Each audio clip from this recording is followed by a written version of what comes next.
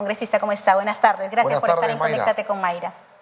Buenas tardes, gusto estar en tu programa. Muchísimas gracias, congresista. Iniciamos, porque es inevitable no preguntar, este remesón que nos ha dado estos allanamientos al país. Usted ha sido parte de estos allanamientos en su despacho, en su domicilio. Nos gustaría saber qué fue lo que le incautaron o por qué está usted vinculado o parte de estos allanamientos que está haciendo la Fiscalía. En primer lugar, manifestar de que había una denuncia a un sector de congresistas denominado Los Niños, ¿no? Y en el cual a nosotros nos han involucrado al ampliar la investigación, que nos han considerado los nuevos niños, ¿no? Pero lo que hay que aclarar aquí es de que nosotros somos parte de un proyecto político en el cual hemos trabajado para atender las demandas sociales con el profesor Pedro Castillo, nosotros haciendo la campaña como candidatos al Congreso y a la vez también la campaña del profesor Pedro Castillo. Hemos llegado al gobierno por cumplir la atención de la población, o sea, no hay ningún condicionamiento ni ha habido algo de por medio para poder decir que hemos votado condicionados. Y creo que eso es la versión que tiene la Fiscalía y en el cual yo deslindo y desmiento y rechazo categóricamente que no ha existido ello. El que habla siempre ha declarado a los medios que yo realizo mis votaciones no defendiendo personas, sino principios y derechos, y viendo también que se garantice la gobernabilidad del país. Entonces, y ello indudablemente muestra de que también el profesor Pedro Castillo, cuando estuvo en el gobierno, él tuvo su propia agenda, nosotros también la nuestra, hemos articulado, él también se rodeó de un entorno más cercano, que en este caso eran los ministros, ¿no? Los asesores, los secretarios de Palacio, funcionarios, ¿no? Y en la cual ellos han tenido su propia agenda, que no era la que nosotros desarrollamos en el Congreso, y para que se den cuenta, ¿no? Y cuando ha habido también algunos cambios de gabinete, vean que voceaban pues las bases para que sea ministro. A eso iba a ir, y si me permite hacerle una pregunta. ¿Jamás condicionó usted un ministerio para su persona, como se voceaba, no a cambio de respaldo al gobierno del señor Pedro Castillo? Nunca he asistido a reunirme y pedirle, ¿sabes qué? Dame Porque un su ministerio. nombre por ahí sonaba en uno de los ministerios. Sí, cada vez que había cambio de gabinete, yo le agradezco a las bases por ese reconocimiento, a las universidades también que en algún momento han planteado, a la población que también me manifestaban ese deseo, y a los maestros, ¿no? De las diferentes regiones con las cuales he caminado y he luchado juntos por ese reconocimiento que los llevaba por iniciativa propia a plantearle al profesor Pedro Castillo para que yo asuma, ¿no? Y para que vean, muestra de ello es que nunca tomó esa decisión, y bueno, ya él sabrá por qué lo ha hecho, pero para que se den cuenta de que no, personalmente... Usted deslinda todo tipo de favorecimientos hacia usted. Claro, personalmente nunca, a pesar que nos conocemos, que hemos caminado juntos, nunca le he dicho, ¿sabes qué? Dame este ministerio, nunca le he... Pero hay bancadas, congresista, hay bancadas que sí, de cierta manera, se han beneficiado o han buscado alguna cuota de poder dentro del gobierno del expresidente Pedro Castillo, y algunos de ellos son los denominados niños, ¿no? Seguramente, ¿no? Y es parte de las investigaciones y encontrar las responsabilidades también. Y lo que hay que también mencionar es de que todos los gobiernos que han pasado por la dirección del país siempre, ¿no? Han llevado a la presidencia y siempre han ido con sus bancadas, ¿no? Han gobernado con sus bancadas. En nuestra bancada ha sucedido algo totalmente sui generis, ¿no? Digámoslo así, porque ganó el profesor Pedro Castillo, él fue con su propia agenda, se rodeó de gente que él consideró cercana, que eran en el gabinete, hemos visto que han estado Caviares, de Patria Roja, Morado, Nuevo Perú, JP. JP que fue favorecido, bien favorecido. Bueno, eso ya lo sabemos todos, ¿no? Entonces, pero vean, esa ha sido su bancada, ¿no? Y los funcionarios, asesores. ¿Y qué papel jugaba ahí la bancada del bloque magisterial? Nosotros, por principio y compromisos con la población en campaña de atender las demandas sociales, solamente éramos la bancada de gobierno de nombre, ¿no? Pero con el compromiso de que se atiendan las justas demandas de los maestros, los trabajadores, la población. Muestra de ello es que nosotros hemos aprobado en el Congreso de la República la CTS al 100% para maestros nombrados, contratados, ¿no? Y eso debería ser una bandera que el profesor Pedro Castillo la levante como maestro, como dirigente, como luchador social que caminamos el 2017, pero lamentablemente la observó. ¿Se siente usted decepcionado del gobierno del expresidente Pedro Castillo, de su No mandato? digamos eso, sino que faltó, digamos, de que el profesor pueda asumir la gran responsabilidad que el país le ha dado para cumplir los compromisos y sobre todo, ¿no?, esas banderas del magisterio, él levantarlas como maestro, como dirigente, ¿no? Como le decía, él observó la CTS al 100% para maestros nombrados, contratados y de educación, y fue el Congreso quien tuvo que aprobarlo.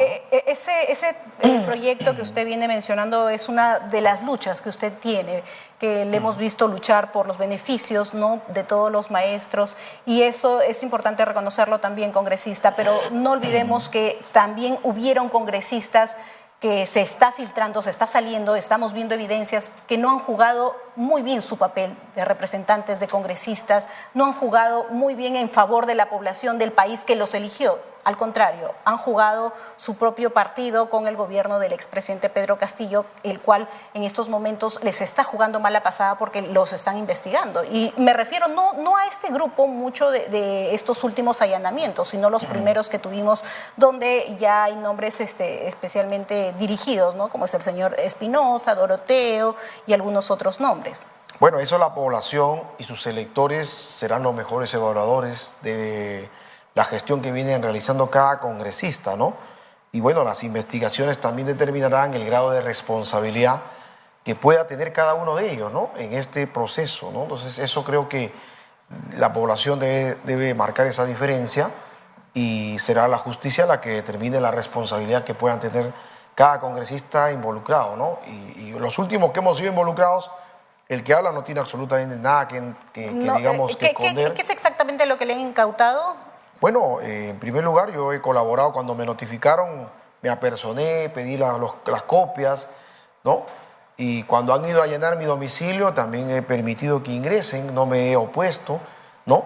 Y para mí sí creo que es un exceso, pero aún así he colaborado para que aclaren y allanen de acuerdo a lo que mandaba el juez, ¿no? El que nada debe, nada teme. Claro, claro. Entonces, en mi caso ha encontrado pues mis teléfonos personal, del Congreso, de asistencia, ¿no? Hasta un teléfono viejito que no es mío, pero también ahí lo encontraron, ¿no? Los laptops, 2 laptops, una computadora. De su domicilio y de su despacho. Claro, bueno, eso fue mi domicilio, en mi despacho se han llevado los discos duros, ¿no? Y 2 agendas y unos discos de fotos que tenía también ahí de CDs, que son ya antiguos, entonces que no tiene nada que ver con la investigación, pero bueno, también lo han llevado, ¿no? ¿Qué opina de la Comisión de Ética que aprobó denunciar por oficio a los congresistas que han sido allanados? Lo que pediría es de que la comisión investigue caso por caso, ¿no? Porque no podemos generalizar a todos por igual, ¿no? Algunos tendrán responsabilidad, otros tendrán mayor responsabilidad y otros no tendrán nada que ver ahí, pero no, sería bueno que la comisión ya ha aprobado que investigue caso por caso y determine, ¿no? Y lo que pediría que aceleren para que vean pues quiénes tienen responsabilidad y quiénes no, ¿no? Y con eso también vean que no se trata de enlodar a todo el Congreso, sino las responsabilidades son individuales. Es muy cierto lo que usted menciona, porque esta responsabilidad que se ha tomado en contra del Congreso por estos actos de algunos congresistas lo ha manchado a un punto de tener una gran desaprobación, un gran rechazo congresista. El 91% de peruanos no quiere a los congresistas, no están de acuerdo con su producción legislativa, y esto es lamentable porque se ponen a todos en el mismo saco, ¿no? Cuando sabemos que hay congresistas que sí vienen de su bancada, ¿no?, de manera personal, trabajando, impulsando buenas leyes en favor del país. Ahora, ¿cómo usted califica el gobierno de la hoy presidenta Dina Boluarte? A más de 100... Quería precisar antes, ¿no? Y bueno, mis actividades las pueden encontrar en mi página, Edgar Tello Montes Congresistas, para que vean la labor que vengo desarrollando 24/7. Sí, lo hemos visto. Y bueno, la población será la mejor evaluadora en ese sentido. Y bueno, la gestión de la señora Dina, indudablemente que asumió, porque se cometió una infracción constitucional por parte del profesor Pedro Castillo, inducido por su entorno, ¿no? Él quizás de buena fe los ha escogido. ¿Cree que ahí ha tenido algo que ver el señor Aníbal Torres, la señora Betsy Chávez? ¿De ese entorno se refiere?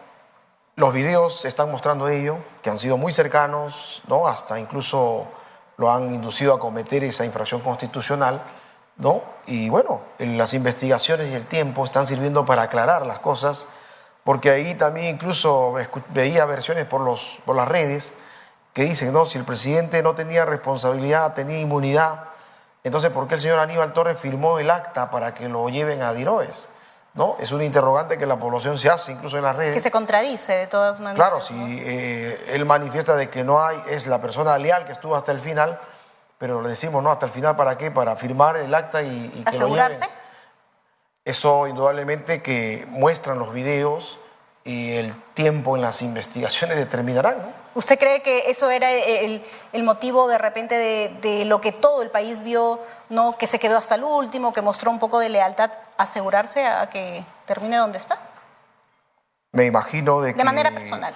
No, lo que se ve ahí es de que está firmando el acta para que lo lleve, lo trasladen, ¿no? A Diroes. Entonces la pregunta es si el profesor tenía la inmunidad como presidente, que no es responsable de haber cometido los actos que se dieron con la infracción constitucional, entonces ¿por qué firmó el acta? Entonces entregándolo al profesor Pedro Castillo, y creo que eso lo ha visto todo el país, ¿no? Entonces es una interrogante que muy buena interrogante, ¿no? Que las investigaciones determinarán, ¿no? Claro, de todas maneras. Le preguntaba sobre el gobierno de la actual presidenta Dina Boluarte. ¿Cómo lo considera a estos más de 100 días de gestión? Bueno, un gobierno que ha asumido el pasivo y el activo en el sentido de que ha habido movilizaciones a nivel nacional reclamando banderas justas, ¿no? Pero siempre dentro del marco constitucional, ¿no? Y creo que esa es la expresión de la población también que se indigna ante hechos que consideran que no ha habido atención por muchos años, ¿no? Entonces, y considero de que la señora Dina debe dialogar, no digamos, darle la espalda a los problemas, sino más bien asumirlos e integrar a la población para que también sea parte de la solución de los problemas.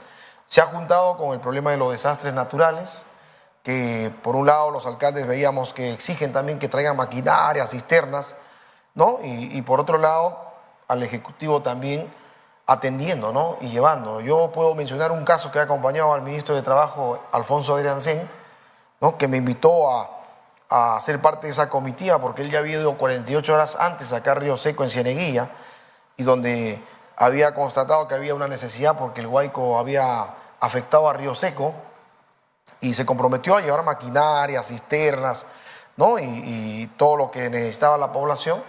Y bueno, yo estuve ahí acompañando al ministro, estuvo también el alcalde Chávez de Cieneguilla, ¿no? Y ahí hemos prácticamente visto en directo el compromiso del ministro de Trabajo de atender a la población, al alcalde con maquinaria, y después luego también nos hemos ido al puente Manchay, ¿no? Donde también me he ido a hablar con el alcalde y también he llevado también mi aporte y también maquinaria, ¿no?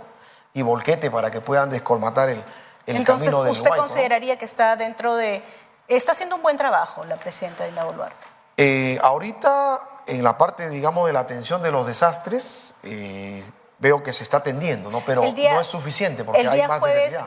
Se va a discutir una moción de vacancia en contra de la hoy presidenta Dina Boluarte.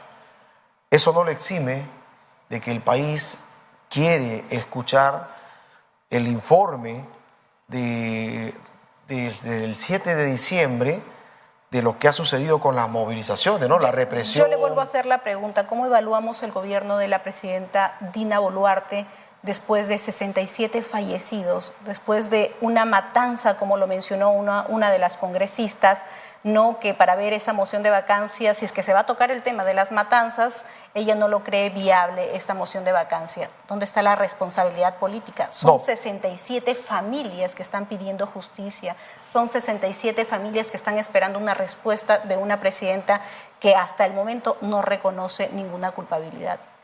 ¿Tiene motivos para vacar la presidenta Dina Boluarte? Ahí hay una responsabilidad política muy fuerte porque son más de 67 vidas de peruanos, una represión fuerte que ha habido también en algunas regiones del país, ¿no? Y donde también soldados se han obligado a cruzar el río. Entonces hay responsabilidad que la señora Dina tiene que asumir y tiene que informarlo a la opinión pública y al país, ¿no? Pero hay que también, yo siempre he manifestado en mis declaraciones que no defiendo personas sino principios y derechos, y para que las mociones puedan tener también el argumento de peso, tiene también que haber el sustento político y legal, ¿no? Y bueno, yo ese día voy a escuchar cuáles son los argumentos, porque no lo he visto tampoco. Usted esa menciona moción, que ¿no? defiende principios y derechos, Claro. no defiende a las personas, y creo que el país también opina lo mismo. ¿Usted cree que hay manera de defender a la presidenta Dina Boluarte en defender los derechos de las personas que han sido asesinadas? Por eso mismo, ¿no? Eso es lo que quisiéramos escuchar en el sustento de la moción, y de ser admitida, también escuchar a la señora Dina hacer el informe general, ¿no? Desde el 7 de diciembre a la fecha, de qué ha pasado para que haya 67 fallecidos en estas movilizaciones, ¿no? Y algunos hemos visto que no tenían absolutamente nada que hacer en la Que movilización. ni siquiera algunos por estaban asistir. participando de estas marchas, de estas protestas, estaban caminando niñas, Claro. niñas de 15, 16 años, que podría ser una de nuestras hijas. Imagínese, por ir a darle de comer a una ONG de gatitos, fue asesinada. ¿Cómo respondes de esa manera políticamente? ¿Cómo llegas a hacer un mea culpa si la presidenta Dina Boluarte no lo reconoce? Y esto es lamentable porque no hay respeto para estas víctimas y estos fallecidos. Para no ir más allá del caso de la hoy presidenta Dina Boluarte, congresista, están saliendo varios cuestionamientos. El día de hoy el canal Nativa, a través del programa del señor Carlos Cornejo, entrevistó a la señora Mirta Sánchez, que fue en su momento parte del equipo de la hoy presidenta Dina Boluarte, su secretaria, quien llevaba la agenda. Hay varios cuestionamientos por algunos cuestionamientos por presuntos hechos de corrupción. ¿Cree que no existen motivos para tomar una decisión firme y darle paz y tranquilidad al país? Bueno, lo que nos sorprende es que son gente que ha trabajado cercana a la señora Dina y que está haciendo revelaciones que obviamente que a todo el país nos sorprende, ¿no? Y que tiene que corroborarse, y las investigaciones tienen que también acelerarse en ese sentido, ¿no? Para que se aclare las denuncias que están haciendo. Totalmente. Antes de pasar a la Comisión de Comercio y Turismo, que para mí es muy importante porque es una comisión que puede aportar mucho en la economía del país, me gustaría saber solo una pregunta. ¿Usted está de acuerdo con el policlínico o el tópico que se pretende construir en el Congreso para varios congresistas o para todo el Congreso, y muchos de ellos que todavía llevan su trabajo a través de la virtualidad? Creo que los proyectos que se hacen y se hacen en beneficio no solamente de algunos, ¿no? Sino de toda la institución, ¿no? Porque eso va a favorecer no solamente a los congresistas, sino también a los trabajadores, sus familias, y creo que ahí hay una justificación. Creo que el hecho de ser congresistas tampoco nos hace ser extraños ni raros, No, totalmente de acuerdo, yo comparto eso. Somos seres humanos también, ¿no? Son seres humanos y merecen todo el respeto y todo, pero congresista, ustedes tienen un seguro. El caso, miren, aparte del seguro, hay convenio con una aseguradora privada. Pero en la aseguradora privada no es que uno esté extinto, digamos, de pagar, también se paga. Nosotros, yo me preguntaría cuál sería la razón del convenio, ¿no? Porque cuando voy a la clínica privada también tengo que pagar. ¿Y cuál es el seguro que Bueno, usted... el único convenio que ahí veo, que son pues un porcentaje que de descuento, ¿no? Pero igual se tiene que pagar ahí, ¿no? Entonces ya tienes la opción de ir al privado o ir a tu seguro estatal, ¿no? La verdad que hay mucho por investigar todavía en lo que es los seguros, los pagos que se hace desde los congresistas, ¿no? Que al final no sabemos si terminan beneficiados o no, porque no están las cosas claras, ¿no? Bueno, en lo que yo le puedo dar fe, porque yo me he atendido, tanto en el seguro, que también es bueno, me he atendido, y también he optado por el seguro privado, en la cual nos hacen descuento de un porcentaje, ¿no? No me acuerdo en este momento exacto, pero igual tenemos que pagar el derecho de consulta, ¿no?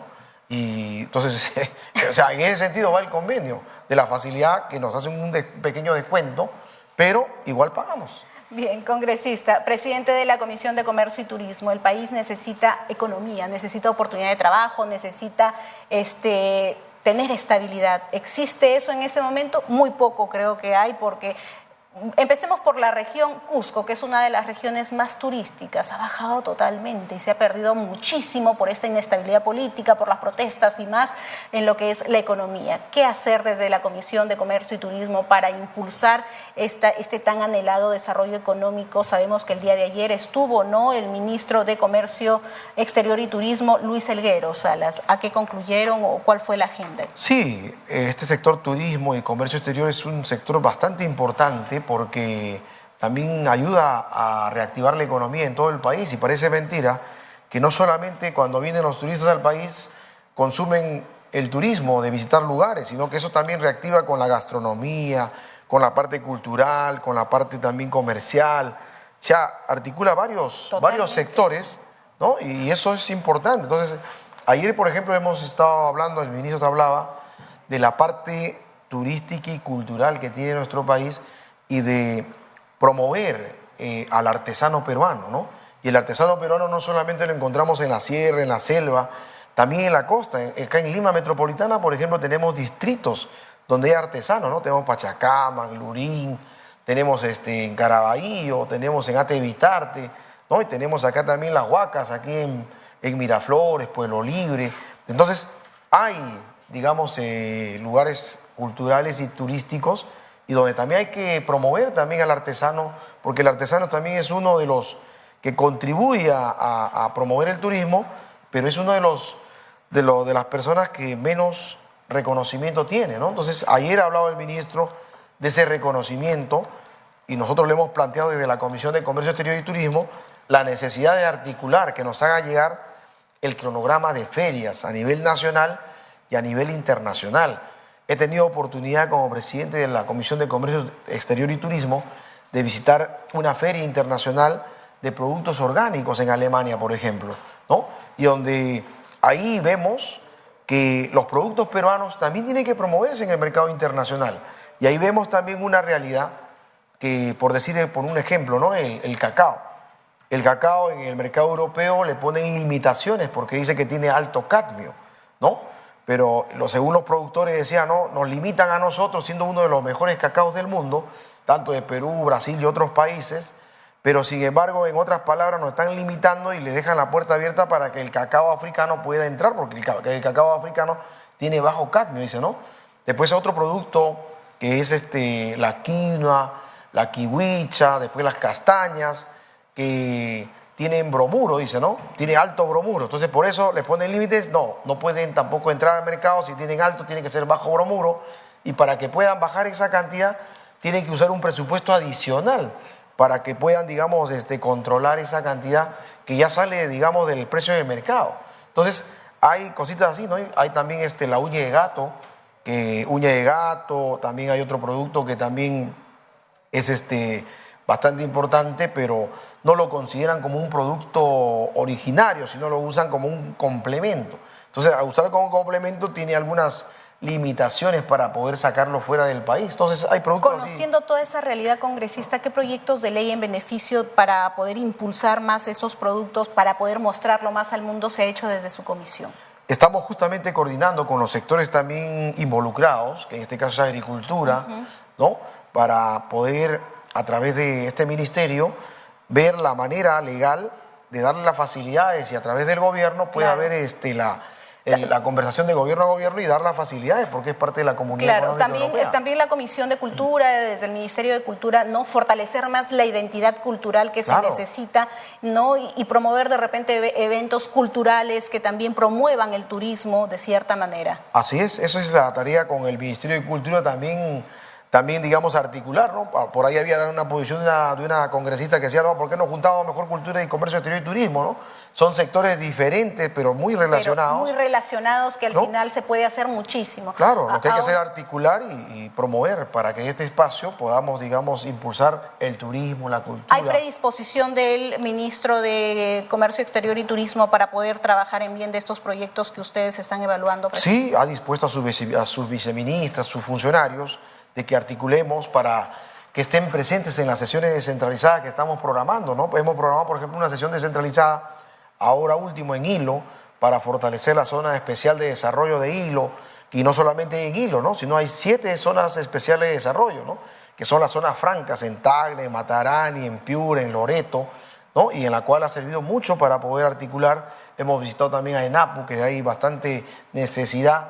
Hemos quedado promover una mesa de trabajo. Ahora voy a tener una sesión descentralizada en la región Loreto, el 11 y 12 de abril, ¿no? En la cual también vamos a articular ahí la necesidad, tanto en el turismo, comercio exterior y transporte, porque si no hay transporte, ¿cómo el turista se traslada, ¿no? ¿Cómo se moviliza tanto por el río como por los medios, digamos, terrestre hace la necesidad que el Ministerio de Transporte, de acuerdo a la realidad de Loreto, que haya un puente, dice, ¿no?, a través de Yurimaguas para que puedan conectarse con la costa.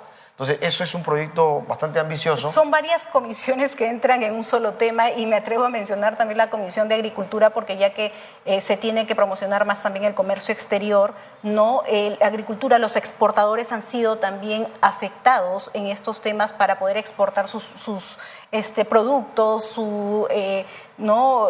Tantas riquezas que da el país, mango, maracuyá, palta, y tienen ciertas limitaciones. El gobierno casi nunca ha hecho nada por ellos. ¿Qué hacer desde la Comisión Bueno, desde de la Comisión Exterior, estamos ¿no?, en alianza con el Ministerio también de Agricultura? Miren, estamos desde la Comisión del Congreso para que vean que hay predisposición de articular y fortalecer, porque esto no solamente beneficia al Congreso y al Ejecutivo, sino a la población, Exacto, a nuestro país, a los sectores, ¿no? Y nuestro país tampoco no debe estar exento de participar en esas ferias internacionales. Se viene una feria importante que es en China popular, que es la feria de Guangdong, ¿no? Hay otras ferias también en Alemania, en Suiza, y creo que ahí nuestro país no puede estar ausente en estas ferias, porque ahí a través de eso se le da facilidades a nuestros emprendedores, a nuestros empresarios, a que los productos peruanos se coloquen en otros mercados y también se promocionen nuestras zonas turísticas, porque a nivel internacional es muy ya trascendente la atracción turística del Cusco, de Machu Picchu, pero el Perú no solamente tiene Machu Picchu, sino tiene también en todas las regiones del país, tiene otros centros también turísticos que deben ser promovidos, ¿no? Entonces creo que hay una gran tarea, un gran trabajo, y este año de legislatura que vengo desarrollando la presidencia de la Comisión de Comercio, Exterior y Turismo, queda corto para todo lo que queremos hacer, pero bueno, quedará para la gestión que otro congresista pueda asumir y pueda pues seguir impulsando el turismo, pero bueno, mientras le estamos dando con todo para poder sacar adelante a nuestro país y coordinando con los ministerios también del Ejecutivo, que bueno, hasta el momento veo buena predisposición de articular el trabajo. Y esto también comprometer a los gobiernos locales, a los alcaldes, porque la penúltima sesión que he realizado aquí en Lima ha sido en el distrito de Pachacamac, ¿no? Es un distrito limeño que tiene todavía algunos aspectos tradicionales de nuestro país y donde Pachacamac también es muy rico por el arroz con pato, tiene zonas turísticas y hemos hecho la sesión justamente para promover el turismo y tiene también algunas rutas que se invita a toda la población a visitarlo, ¿no? Claro que sí, hacer un corredor turístico de todo el país creo que sería el sueño de muchas personas porque moveríamos muchísimo la economía. Pero hay algo muy importante que usted acaba de mencionar, también la predisposición de los gobiernos locales y regionales para impulsar este tipo de intenciones de querer hacer mucho por el turismo y por el comercio. Así es, ¿no? Yo felicito a los gobiernos regionales, a los alcaldes, ¿no? He estado en Tacna, han dado las facilidades el gobernador regional, en Moquegua también, ¿no? Ahora vamos a estar en Loreto y yo veo mucha predisposición de los gobiernos locales, alcaldes, gobernadores, de contribuir a sacar adelante los potenciales que tienen el turismo y en el comercio exterior cada región, cada distrito, ¿no? Y creo que eso hay que articularlo más, potenciarlo y seguir trabajando juntos. Hasta el momento, ¿cuántos proyectos de ley que ya son ley tiene usted? Bueno, yo he presentado desde mi despacho 36 proyectos, de los cuales ya tengo 6 proyectos aprobados en el Pleno. A nivel de comisión también tenemos una cantidad más o menos de 80 proyectos y ya hemos aprobado cerca de 12 proyectos en la Comisión de Comercio Exterior y Turismo, ¿no? Y estos proyectos, indudablemente, dentro de ellos, uno de los que hemos aprobado es el teleférico del Cerro San Cristóbal, ¿no? Donde también hemos conversado con los señores del Club de Revólver, en el cual va a ser uno de los terrenos que va a ser, digamos, indemnizado para que puedan hacer la construcción, en la cual también quieren integrarse, a ser parte del proyecto, ¿no? Y creo que bienvenido acá todos los que deseen sumarse a contribuir a que los proyectos puedan realizarse, ¿no? Porque va a ser el teleférico de Lima que nosotros en los países vecinos vemos, en Bolivia, cómo están funcionando los teleféricos, en Colombia, en Ecuador, en Chile y aquí en Perú, indudablemente algo que articula también el transporte, ¿no? Y no contamina. Si tuviéramos un ejecutivo o un legislativo que trabajen por el bien del país y veamos y lleguemos a ver menos corrupción, se podría hacer todo lo que se anhela. Le mencionaba sobre la producción legislativa congresista porque en una nota del Comercio se menciona que sacando todos los proyectos declarativos, solamente 9 proyectos o 9 leyes ha tenido el Congreso que son de interés nacional. Bueno, es parte de la praxis parlamentaria. Hay proyectos pues declarativos, otros que son, digamos, de efecto vinculante, pero todos con el ánimo de beneficiar a la población, ¿no? Entonces creo que eso también hay que reconocer, ¿no? En educación, por ejemplo, le menciono la CTS al 100%, donde todo el Congreso por unanimidad lo ha aprobado, para maestros nombrados y contratados, obra del Congreso. La ley del 30% de separación de clases, que ahora es ley 31495, con el consenso de todo el Congreso, de todas las bancadas, ¿no? Falta solamente la reglamentación que está en la cancha de Economía y Educación, pero ha beneficiado. La ley de autonomía universitaria, que ahora facilita que las instituciones, las universidades elijan a su candidato para ser parte de integrante del directorio, es otra ley también que beneficia, ¿no?, a este sector, y en todos los sectores hay diferentes leyes que benefician a la población. La ley del pescador, el cual también soy autor, la ley del nombramiento de los trabajadores CAS de salud, ¿no?, donde ya más de 5.000 familias se verán beneficiadas, y creo que hay leyes que reconocen la labor de los trabajadores, de la población, y también hay otro tipo de leyes, pero todo es parte pues, de la producción parlamentaria que hacemos, ¿no? Y creo que ninguna merece ser digamos, dejada de lado, ¿no? Yo creo que el país está esperando más de los congresistas. Bueno, eso sí, una exigencia bastante grande. Estamos esperando más de los congresistas y sabemos que si dejamos un poquito algunos intereses políticos que se ven reflejados en otros congresistas, se podría hacer muchísimo más. Congresista, muchísimas gracias por haber estado el día de hoy con nosotros.